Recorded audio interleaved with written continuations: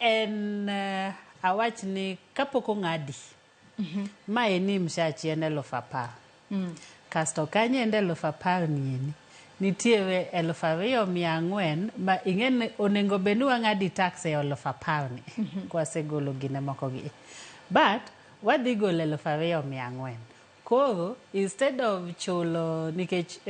ushuru be nitie tax bands mwaluongo ni tax bands makoro nitiere mokwongo 25%, 10% kamano endo kaka mshachi medo dhi malo e kaka ichulo ang'o ichulo ushuru mang'eny koro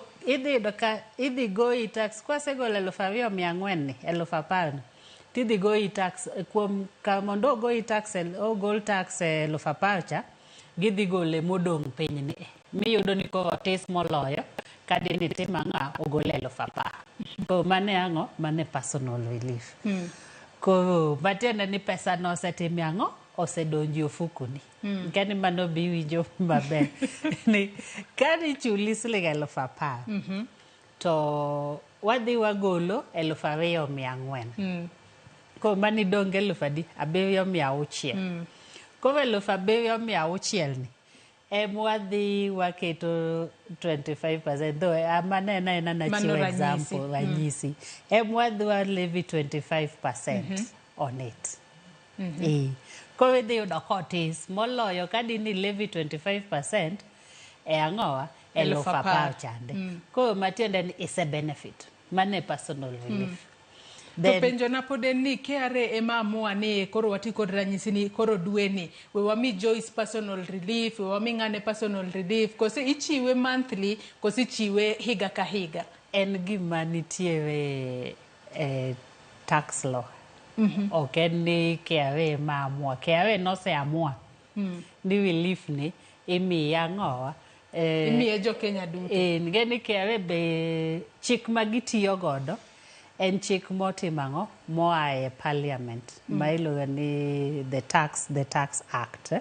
koro mano nitiere matiende ni dwe ka dwe ka ng'ato ng'iyo payslip ne nyako bed kod personal relief nyaki bed gi personal relief ma kionge personal relief no nyalo bedo ni ng'amo ndiki e tich kawo pesa ni no kose mano to ko idhi penjo gini to personal relief inyalo dhi penjo wach personal relief ten ng'ata man gang'o man gi mshahara moko gie nitie reliefs moko ma nyalo bedo ni sama in gang'o ni nitie kaka ka in gi insurance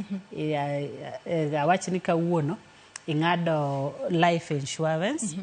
kata mar somo ne nyathini then machielo en health insurance kaka mar NHIF gini gwendo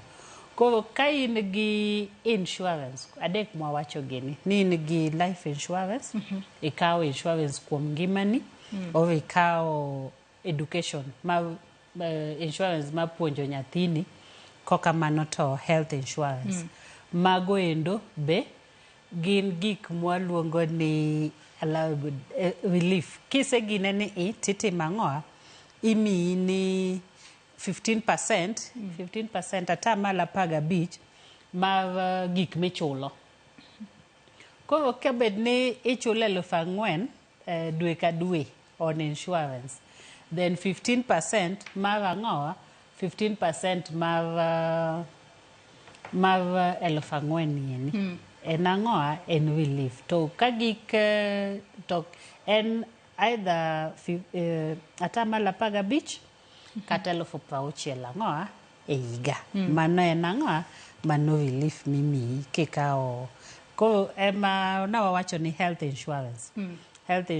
en kar NHIF masani wadhiye iluonge ni SHIF social health insurance fund yes koro mane endo nengo beni employers bo